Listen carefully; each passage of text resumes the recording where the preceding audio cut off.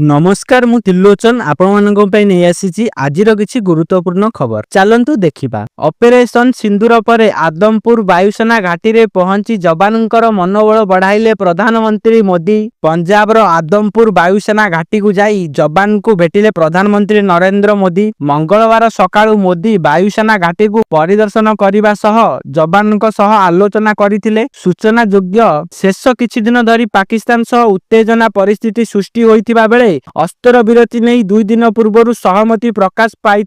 परवर्ती खबर test cricket रु अवसर पर प्रेमानंद महाराजंक शरण रे विराट कोहली। टेस्ट क्रिकेट रु अवसर नेबार दिनक पर क्रिकेट रो विराट सम्राट कोहली मंगलवार वृंदावन रे पहुंची संत प्रेमानंद महाराजंकर सह साक्षात करी आशीर्वाद भिक्षा करिसेंती। एही अवसर रे कोहलींक पत्नी तथा अभिनेत्री अनुष्का शर्मा मध्य तांको सह रहिथिबार देखिबाकू मिलिछि। तेबे एहा पूर्वरु चलित वर्ष जनवरी मासरे उभय विराट एवं अनुष्का पुओ झियोंक सह प्रेमानंदंक आश्रम रे भेटी आशीर्वाद नैथिले। परवर्ती खबर प्रकाश पाइला सीबीएसई द्वादश श्रेणी परीक्षा फल।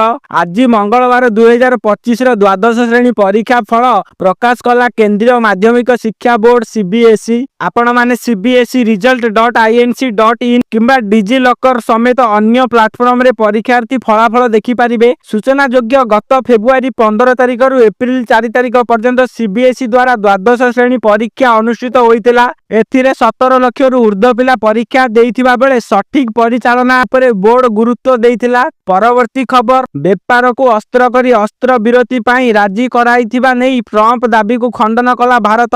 वाणिज्य को अस्त्र करी भारत और पाकिस्तान मध्य परमाणु युद्ध को रोकिबा नै अमेरिका राष्ट्रपति ट्रम्प दाबी को खंडन करिछि भारत। रिपोर्ट अनुसार मे 8 रु 10 तारिख मध्य पीएम मोदी और अमेरिका राष्ट्रपति जेडी भांस को मध्य किंबा वैदेशिक मंत्री जयशंकर और अमेरिका प्रतिपक्ष मध्य वाणिज्य संपर्क रे कौनसी आलोचना होई नाही। वाणिज्य को अस्त्र करी उभय देश मध्य युद्ध रोकिजु बोली कहिले ट्रम्प। परवर्ती खबर आसिला बड़ रिपोर्ट आतंकी अड्डा उपरे आक्रमण पर पाकिस्तान स्कूल कॉलेज और मंदिर को टार्गेट करथिले पीएम मोदी। ऑपरेशन सिंदूर पर प्रथम थर देशवासी को संबोधन करिसेंती प्रधानमंत्री नरेंद्र मोदी। से कहिसेंती जे भारत आतंकी शिविर उपरे आक्रमण करिबा पर पाकिस्तान भारत स्कूल कॉलेज मंदिर गुरुद्वारा साधारण नागरिक और सामाजिक प्रतिष्ठान को टार्गेट करिथिला। हेले एथिरे मध्य पाकिस्तान रो पर्दाफाश होई जाइथिला। पाकिस्तान रो ड्रोन और मिसाइल को भारत एयर डिफेंस सिस्टम आकाश रे ही नष्ट करी देइथिला। परवर्ती खबर पानी आ रक्त एका संगे बोहिबनी कहिले प्रधानमंत्री मोदी। ऑपरेशन सिंदूर पर प्रधानमंत्री नरेंद्र मोदी देशवासी को संबोधित करने सह आतंकवादी को नहीं पाकिस्तान को कड़ा चेतावनी देइचंती। मोदी कहिचंती आतंकवाद एवं आलोचना आतंकवाद एवं व्यापार एहा संगे चली पारिबो नाही। एथि सह पानी आ रक्त मध्य एका संगे बोहि परिबो नाही। प्रधानमंत्री विश्व समुदाय को चेतावनी देई कहिचंती जदि आलोचना हुए तेबे पाकिस्तान अधिकृत कश्मीर बा पीओके एवं आतंकवादी को नहीं हेबो।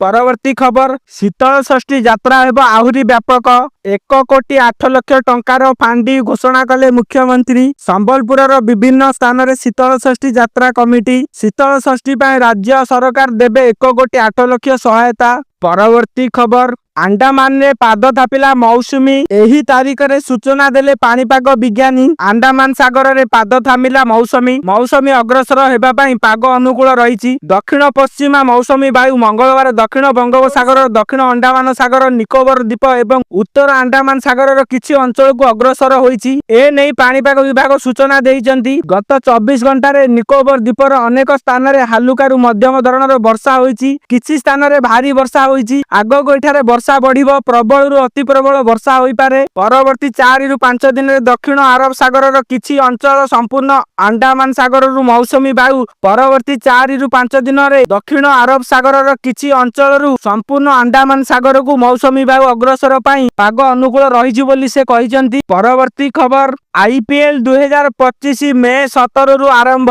आईपीएल 2025 रो नूतन कार्यसूची घोषणा। एही तारिख रे खेला जिवो फाइनल मैच। भारत एवं ଏବଂ ପାକିସ୍ତାନ ମଧ୍ୟରେ ଉତ୍ତେଜନା ଯୋଗୁଁ ବିସିସିଆଇ 9 ମଇରେ ଆଇପିଏଲ୍ କୁ 1 ସପ୍ତାହ ପାଇଁ ସ୍ଥଗିତ ରଖିଥିଲା। ପୂର୍ବରୁ ମେ 8 ତାରିଖରେ ପଞ୍ଜାବ କିଙ୍ଗ ଏବଂ ଦିଲ୍ଲୀ କ୍ୟାପିଟାଲ ମଧ୍ୟରେ ମ୍ୟାଚ୍ ମଝିରେ ବନ୍ଦ ହୋଇଯାଇଥିଲା। ବର୍ତ୍ତମାନ ଦୁଇ ଦେଶ ମଧ୍ୟରେ ଯୁଦ୍ଧବିରତି ପରେ ବିସିସିଆଇ ବାକି ମ୍ୟାଚ୍ ପାଇଁ ଏକ ନୂତନ କାର୍ଯ୍ୟସୂଚୀ ଘୋଷଣା କରିଛି। ନୂତନ କାର୍ଯ୍ୟସୂଚୀ ଅନୁଯାୟୀ ଲିଗ୍ 17 ମଇରୁ ପୁଣି ଥରେ ଆରମ୍ଭ ହେବ ଏବଂ ମୋଟ 17ଟି ମ୍ୟାଚ୍ 6ଟି ସ୍ଥାନରେ ଖେଳାଯିବ। ଏହା ବ୍ୟତୀତ ଫାଇନାଲ ମ୍ୟାଚ୍ ଜୁନ୍ 3ରେ ଅନୁଷ୍ଠିତ ହେବ। ଆଇପିଏଲ୍ 2025ର ନୂତନ କାର୍ଯ୍ୟସୂଚୀ ଘୋଷଣା। ବିସିସିଆଇ ବାକି ମ୍ୟାଚ୍ ଗୁଡ଼ିକ 6ଟି ସ୍ଥାନରେ ଆୟୋଜନ କରିବାକୁ ନିଷ୍ପତ୍ତି ନେଇଛି, ଯେଉଁଥିରେ ବାଙ୍ଗାଲୁରୁ, ଦିଲ୍ଲୀ, ଲକ୍ଷ୍ନୌ, ମୁମ୍ବାଇ, ଅହମ୍ମଦାବାଦ ଏବଂ ଜୟପୁର ଅନ୍ତର୍ଭୁକ୍ତ। ଏହି ସମୟ ମଧ୍ୟରେ ଅବଶିଷ୍ଟ ଲିଗ୍ ମ୍ୟାଚ୍ 17 ମଇରୁ 25 ମଇ ପର୍ଯ୍ୟନ୍ତ ଖେଳାଯିବ। ଏହା ବ୍ୟତୀତ ପ୍ଲେ ଅଫ୍ ମ୍ୟାଚ୍ ଗୁଡ଼ିକ ମେ 29ରୁ ଆରମ୍ଭ ହେବ ଏବଂ ଫାଇନାଲ ମ୍ୟାଚ୍ ଜୁନ୍ 3ରେ ଅନୁଷ୍ଠିତ ହେବ। କିନ୍ତୁ ବିସିସିଆଇ ଏପର୍ଯ୍ୟନ୍ତ ପ୍ଲେ ଅଫ୍ ମ୍ୟାଚ୍ ପାଇଁ ସ୍ଥାନ ସ୍ଥିର କରିନାହିଁ। ପରବର୍ତ୍ତୀ ଖବର, ବିରାଟ କୋହଲିଙ୍କ ସମେତ 10 ଭାରତୀୟ ଖେଳାଳିଙ୍କ କ୍ୟାରିୟର ଶେଷ।